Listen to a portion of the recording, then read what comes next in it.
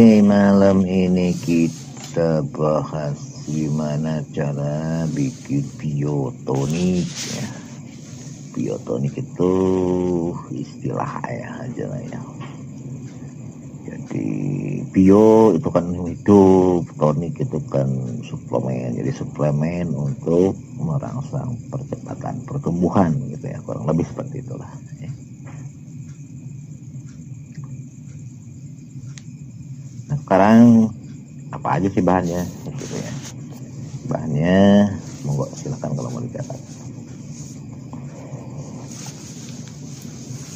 Silakan dicatat. Yang pertama, jenengan bahannya yang harus disiapin itu daun bayam ya. Kalau bisa daun bayamnya itu kalau bisa nih, kecuali nggak ada harus beli di pasar ya udah itu terima apa adanya berarti kan.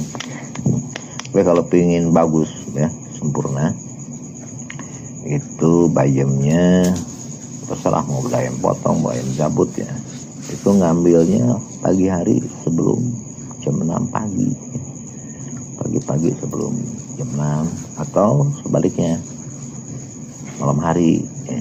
Kenapa? Karena biasanya hormon itu lagi sedang ada di pucuk-pucuk daun. Tapi kalau nggak ada kita nggak nanam, harus beli ke pasar. Kalau ke pasar kan kita nggak tahu kapan dia ngambil tuh ya. Tapi nggak apa-apa daripada nggak ada ya. Daun bayamnya setengah kilo ya, masih segar tentunya ya. Yang pertama itu daun bayam setengah kilo, kemudian yang kedua daun kelor sama pokoknya semua daun-daunan usahakan kalau bisa ngambilnya pagi hari sebelum jam 6 atau sore hari yang bagus, kalau nggak malam ya. Usahakan kalau bisa seperti itu. Daun kelornya sama setengah kilo. Kemudian daun gamal boleh pilih salah satu nih, boleh daun gamal, boleh daun turi ya, boleh daun kepait, pilih aja salah satu dari yang 3 tadi, salah satunya aja yang mana terserah jenengan ya. Udah sama itu juga setengah kiloan aja lah semua ya, setengah kilo ini untuk satu resep ya.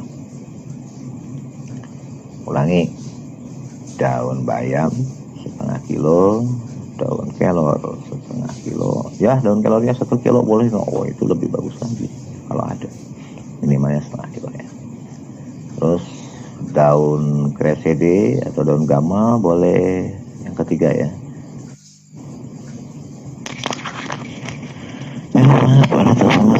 Kalau ada telepon masuk langsung putus nih. Terus bahan yang keempat toge, terserah mau toge dari kacang hijau, mau toge dari kacang tanah, terus yang penting toge ya. Itu 1 kilo toge. Terus yang kelima susu murni 1 liter, mau susu sapi silahkan, mau susu kambing silahkan ya. Susu sapi nggak ada, susu kambing nggak ada, boleh pakai susu cap beruang ya. Tapi kalau susu kental manis nggak boleh ya. Susu murni nggak ada, boleh pakai susu Erna. Itu 1 liter ya, susu murni sapi, susu murni kambing ya. Kalau nggak ada boleh pakai susu cap beruang ya, 1 liter. Lanjutin, kemudian mecin ya, atau MSG monosodium glutamat ya, terserah mau merek Sasa, Ajinomoto, apalah mereknya terserah ya. Itu 1 on.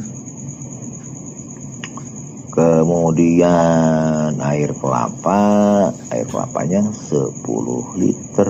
Air kelapanya yang dadakan, nggak boleh yang sudah dibuka sejam sebelumnya, harus dadakan dibuka ya.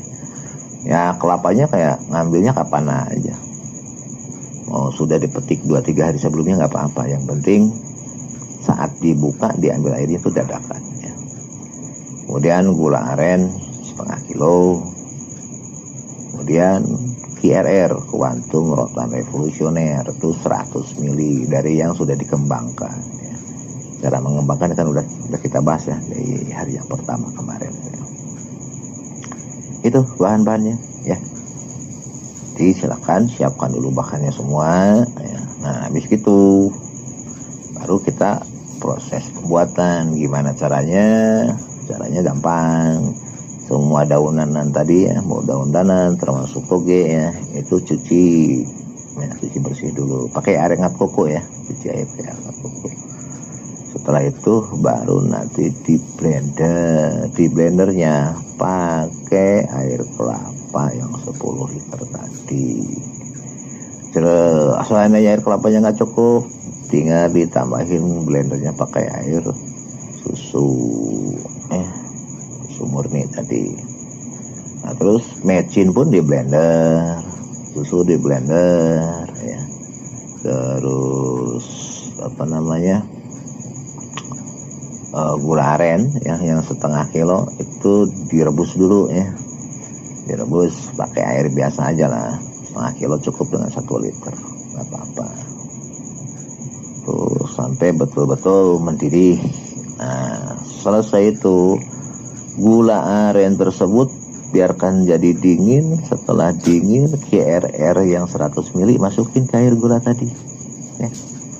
Biarkan dulu minimalnya 5 menit, putar ke kiri ya. Kalau pengen lebih bagus ya sejam, 2 jam, 3 jam ya. Biar betul-betul QRR nya hidup ya. Nah setelah itu semua di blender selesai, kemudian baru masukkan QRR dengan air gula tadi yang sudah dikasih air gula. Aduk rata, simpan di wadah ya. Sama konsepnya, ini kita fermentasi minimalnya itu 7 hari, yang bagusnya itu 14 hari. Sama harus ada ruang kosong 10% maksimum ya. Air fakultatif. Nanti setelah 14 hari baru boleh dipanen. Habis itu saring aja karena ada ampasnya kan. Nah, kurang lebih bakal dapat 10 liter lebih dikit lah ya, 10 literan. Nah ini dosisnya per tangki 15 liter cukup 100 mili.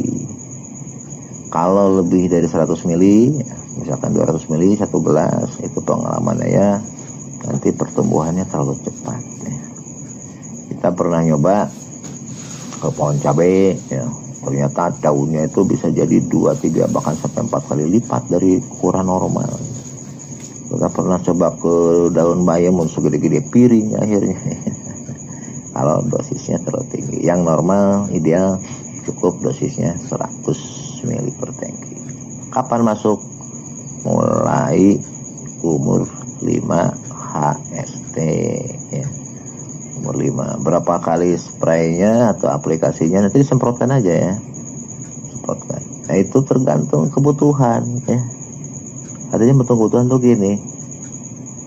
Ketika kita misalnya nanam sayuran daun-daunan, misalkan kangkung, bayam, kalau udah terlalu tinggi, terlalu gede daunnya ya sudah, takutnya malah nanti nggak jadi nggak laku ya. Jadi monggo ya, disesuaikan dengan kondisi aja ya. Kalau ayah biasanya pakai biotonik itu di awal aja, di seminggu pertama, dan biasanya cuma 2 kali aplikasi ya, umur 5 sama umur 5 HST, maksudnya 5 hari setelah tanam, sama nanti 7 hari kemudian sama umur 12 HST. Habis itu udah ya. Nah, kecuali jangan misalkan nanam yang buahnya nggak sekaligus panen, misalkan kayak cabai, terong gitu kan, petik, nah, biar nanti terubus lagi setelah petik terus semprot dengan biotonik juga ya. Jadi dia umurnya akan lama, akan panjang ya. Tapi sekali lagi dosis ikutin dosis standar ya. Kalau berlebihan nanti juga kurang bagus juga. Kalau daun terlalu besar malah nggak bagus juga nanti ya. Atau pertumbuhan terlalu cepat ya. Kalau bisa jadi bongsor, bisa jadi raksasa nanti namanya. Oke, itu dulu, monggo nanti kalau ada yang kurang jelas silakan ditanyakan ya.